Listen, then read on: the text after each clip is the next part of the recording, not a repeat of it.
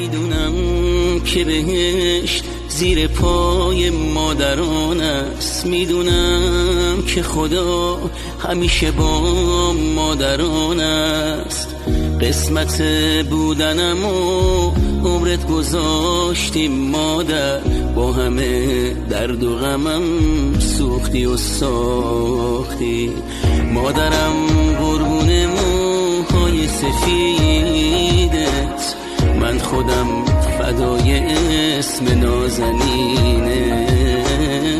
مادرم مستی من دورت بگردم، تو تنها شریک و عشق و بغض و خندم.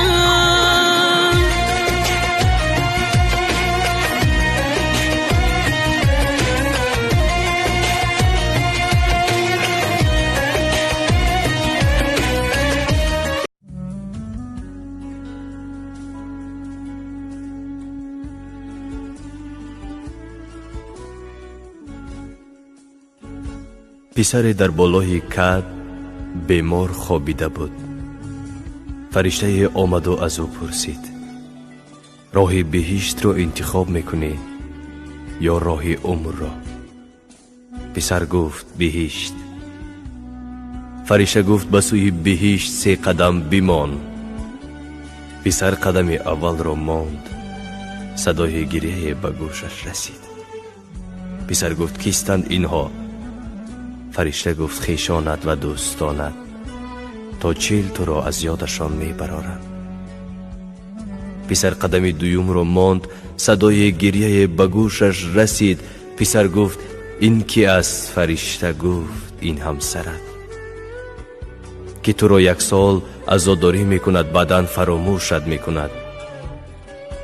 باز قدم 3 را ماند که صدای تلخی گریه به گوشش رسید. پسر ایستاد و گفت این صدای دردناک صدای کی است؟ فرشته گفت صدای مادرت است که تا آخری عمرش تو را فراموش نمی کند، تنها برای تو می سوزد. پسر باشد از راهش گشت و راه عمر را انتخاب کرد و گفت نمی خواهم پیش از مادرم بروم و او را در غم خودم آب و ادا کنم. مادران فرشته اند، به قدری این فرشته زمینی برسید. ای کاش مادر نمیرنده باشد.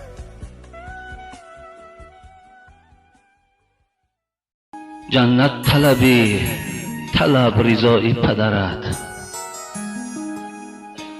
جنت طلبی، طلب رضای پدرت. من کنت طواف آسک پای پدرت. با امر خدا برابر است امر پدر، خوشنودی حق است رضای پدرت.